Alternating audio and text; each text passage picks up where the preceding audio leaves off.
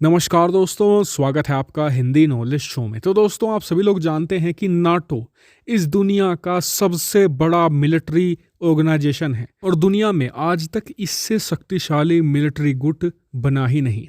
और इसी पर आज भारतीय विदेश मंत्री एस जयशंकर ने एक बहुत बड़ा बयान दिया। इन्होंने कहा कि NATO is past, quad is way forward, यानी कि अब नाटो पुराना पड़ चुका है और अब क्वाड ही नया नाटो है। ये अपने आप में एक बहुत बड़ा बयान है चीन के लिए, क्योंकि चीन जानता है कि एक बार अगर क्वाड एक मिलिट्री संगठन के रूप में तब्दील हो गया तो उसका हाल भी वही होगा जो सोवियत यूनियन का हुआ था। वहीं चीन के लिए सबसे चिंताजनक बात यह है कि इसी महीने भारतीय प्रधानमंत्री नरेंद्र मोदी जा रहे हैं अमेरिका। जी हाँ, ऐसी खबर आई है कि 24 सितंबर को प्रधानमंत्री नरेंद्र मोदी अमेरिका जा सकते हैं क्वाड की मीटिंग के लिए, क्योंकि क्वाड अब दोबारा फिर से संगठित होना शुरू हो चुका है। और इसका सबसे बड़ा कारण है ताइवान। यहाँ पर क्वाड के जितने भी देश हैं, भारत, अमेरिका, ऑस्ट्रेलिया और जापान, अब इन चारों की ही पहली प्रायोरिटी ये है कि चीन को हर हाल में रोका जाए ताइवान को कब्जाने से। आप कहेंगे कि ऐसा क्यों है, क्या है ताइवान में जो ये चारों देश एकजुट हो चुके हैं? क्या ताइवान इतना इंपॉर्टेंट देश है? करने दो कब्जा, एक छोटा सा आइलैंड ही तो है, चीन भी खुश हो जाएगा। तो देखिए, ऐसा नहीं है। ये मामला बहुत ज़्यादा बड़ा है। इसमें मेनली 2 पॉइंट हैं जो भारत और अमेरिका होने नहीं देना चाहते। पहला ये कि अगर ताइवान पर कब्जा कर लेता है चीन, तो ये मानकर चलिए कि पूरे दक्षिणी चीन सागर पर कब्जा हो जाएगा। और दक्षिणी चीन सागर मतलब कि $5 ट्रिलियन की लॉटरी चीन के लिए, क्योंकि कहा जाता है कि दक्षिणी चीन सागर में, स्क्रीन पर आप लोकेशन देख सकते हैं, इस पूरे इलाके में करीबन $5 ट्रिलियन से भी ज़्यादा के यहाँ पर गैस के भंडार, यहाँ पर ऑयल और पेट्रोलियम के भंडार और दूसरे खनिज पदार्थों के भरपूर भंडार पाए जाते हैं।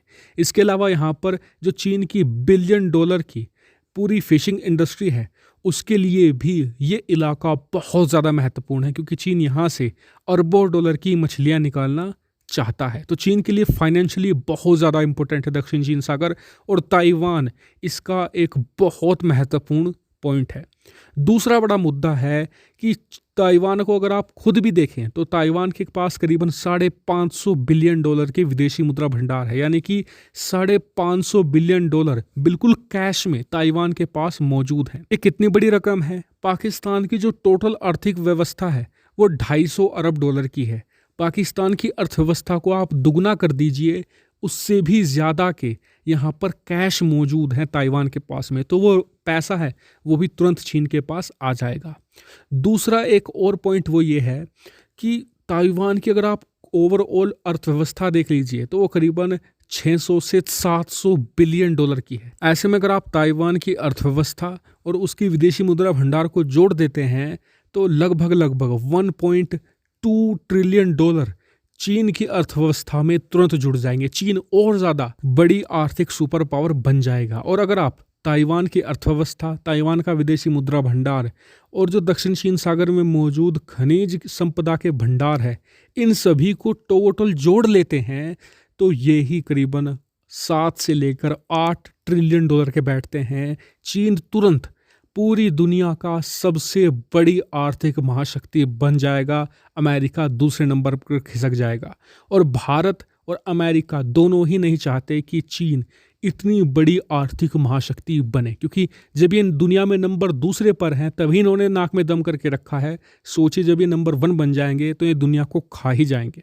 और इसीलिए यहाँ पर अब प्रधानमंत्री मोदी खुद एक्टिव हो गए हैं, क्योंकि उन्हें पता है कि जो बाइडेन तो सिर्फ सोते रहते हैं, उन्हें जगाना बेहद जरूरी है। और इसलिए पूरे क्वाड को यहाँ पर उठाकर खड़ा करने की जिम्मेदारी अब पीएम मोदी के कंधों पर है। और ये होना बेहद ही ज़्यादा ज़रूरी है, क्योंकि चीन को अगर अभी नहीं रोका गया तो फिर चीन को कभी नहीं रोका जा सकेगा। लेकिन आप कहेंगे कि अभी एक्टिव क्यों हुए हैं, क्या ताइवान को अभी कब्जाने वाला है चीन? तो देखिए, सिग्नल यही है। अफगानिस्तान में अमेरिका ने जैसे जैसे बड़े ब्लंडर किए हैं, उससे चीन को ये लग रहा है कि जो बाइडेन एक बहुत ही कमज़ोर राष्ट्रपति हैं, ये अपनी सेना को प्रॉपरली लीड नहीं कर पाएंगे, ना ही अपने देश को। ऐसे में आने वाले 3 साल बहुत ही आसान होंगे चीन के लिए।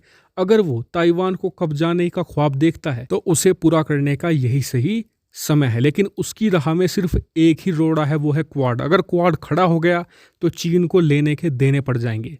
हालांकि आपका इस पर क्या मानना है कमेंट करके जरूर बताएगा। साथ ही वीडियो को शेयर कीजिएगा और चैनल को सब्सक्राइब करना बिल्कुल मत भूलिएगा। Thank you very much for watching video.